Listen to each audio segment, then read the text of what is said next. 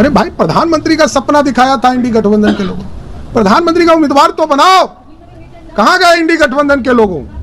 ये लोग बताएं कब प्रधानमंत्री के उम्मीदवार होंगे नीतीश भाई। और रोज कह रहे हैं कि रूठे रूठे चचा मनाऊं कैसे। चचा कहते हैं कि जब तक मैं बन न जाऊं संयोजक तब तक मैं आशुतोष, मैं आपका अपने यूट्यूब मंच पर स्वागत करता हूं। बिहार की राजनीति जो है वो पल पल बदल रही है। जहां पर अंदर खाने से जो सूचनाएं मिल रही हैं उसमें अभी सबसे खास बात यह है कि जदयू आखिर राजद और कांग्रेस पर इतना हमलावर क्यों है। जी हाँ, जदयू की चाह थी कि नीतीश कुमार संयोजक बने, लेकिन अब जनवरी का महीना आ गया है। 2 महीने के बाद आचार संहिता लग सकती है और चुनावी दंगल में सारी पार्टियां तेजी से अब धीरे धीरे कूद भी रही है। तो ऐसे में अब संयोजक पद की प्रासंगिकता और भूमिका क्या रह जाएगी इंडिया गठबंधन के अंदर, ये बहुत अहम सवाल है।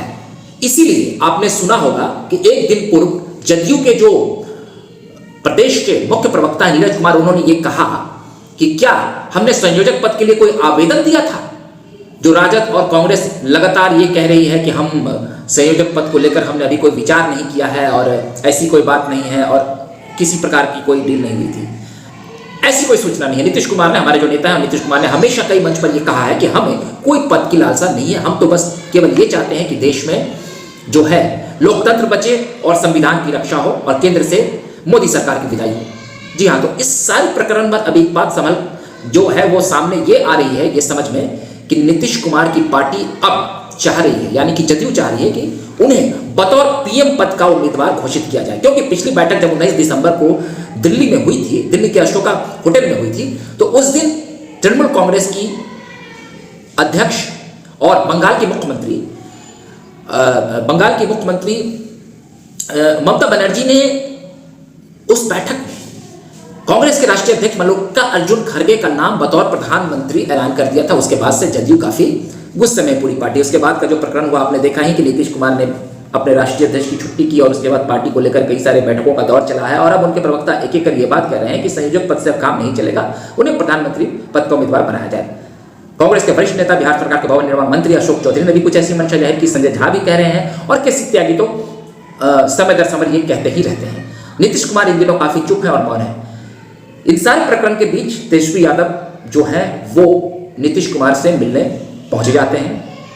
नए नववर्ष पर जब नववर्ष का आगाज होता है तो इन दोनों पार्टियों के नेताओं के बीच में जो जुबानी जंग है वो तेज हो जाता है और नीतीश कुमार लालू परिवार को भी बधाई नहीं देते हैं और लालू परिवार नीतीश कुमार को भी नववर्ष की बधाई नहीं देते हैं। लेकिन इन सारे प्रकरण के बीच तेजस्वी प्रसाद यादव जो है नीतीश कुमार से 2 दिन पहले मिलने गए और उन लोगों के बीच काफी बातें हुई। उसके बाद नीतीश कुमार से उनकी क्या बातें हुई तेजस्वी प्रसाद ने उसे स्पष्ट नहीं किया। तो कहा जा रहा है कि सीट शेयरिंग को लेकर जो है इंडिया गठबंधन के बीच और खासकर जो प्रदेश की इकाई है उसमें काफी मंथन चल रहा है। एक नया फॉर्मूला निकाला गया है कि राजद 17 सीटों पर लड़ेगी, राजद 17 सीटों पर लड़ेगी, जदयू 17 सीटों पर लड़ेगी, 4 सीटों पर कांग्रेस पार्टी लड़ेगी और 2 सीटें वाम दलों के खाते में जाएगी। तो ये एक फॉर्मूला अभी निकलकर सामने आया है। लेकिन इन सब के बीच आप ये समझ लीजिए कि आखिर जो राजद है वो नीतीश कुमार की जदयू पार्टी पर हमलावर थी। उसका कहना था कि हमारा वोट बैंक ज्यादा है और हमारा जो प्रदेश में है ज़्यादा हमारी जो ताकत है वो ज़्यादा है जदयू से, इसलिए वो ज़्यादा सीटों पर लेना चाह रही थी। लेकिन नीतीश कुमार की प्रेशर पॉलिटिक्स के सामने और नीतीश कुमार ने जिस तरीके से राजनीतिक अंगड़ाई ली है उसके सामने कांग्रेस और राजद दोनों नतमस्तक हो गई है।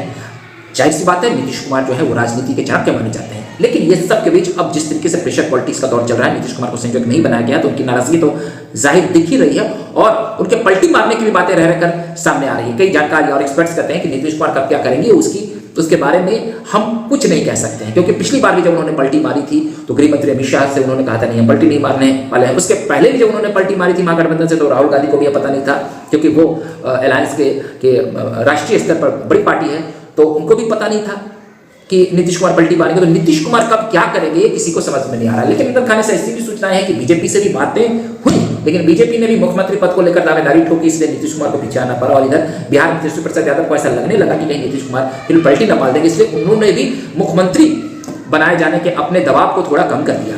राजद लगातार ये दबाव बना रही थी कि नीतीश कुमार अब गद्दी छोड़ दें और राष्ट्रीय राजनीति की ओर अग्रसर हों। तो इन सबके बीच जो राजद और कांग्रेस के बीच डील हुआ उसमें जदयू को दबाने की कोशिश की गई और नीतीश कुमार को संयोजक पद नहीं दिया गया। लेकिन अब नीतीश कुमार की पार्टी के तमाम छोटे बड़े नेता ये मांग कर रहे हैं कि अगर नीतीश कुमार को प्रधानमंत्री पद का उम्मीदवार नहीं बनाया गया तो आगामी चुनाव में जीत हासिल करना काफी मुश्किल है। इन सब प्रकरण के बीच जो सीट शेयरिंग को लेकर जो फॉर्मूला था वो लगभग बिहार में अभी तय हो गया है। और लेकिन राजद और कांग्रेस को इस बात का भी डर है कि कहीं लोकसभा के चुनाव के बाद भी नीतीश कुमार का मन न डोले। लेकिन तेजस्वी प्रसाद यादव के सामने अब चुनौतियां बढ़ गई। नीतीश कुमार ने अपने राजनीतिक हथियार से ऐसा तीर चलाया है कि राजद और कांग्रेस को समझ नहीं आ रहा है कि वो अब नीतीश कुमार की इस राजनीतिक जो है सोच और समझ के सामने उनसे कैसे हम लड़ें। बहरहाल आपको हमारा वीडियो अच्छा लगा हो तो आप उसे प्यार दें। अगली बार हम फिर वीडियो के साथ हाजिर रहेंगे, तब तक के लिए हमें इजाजत दीजिए। धन्यवाद।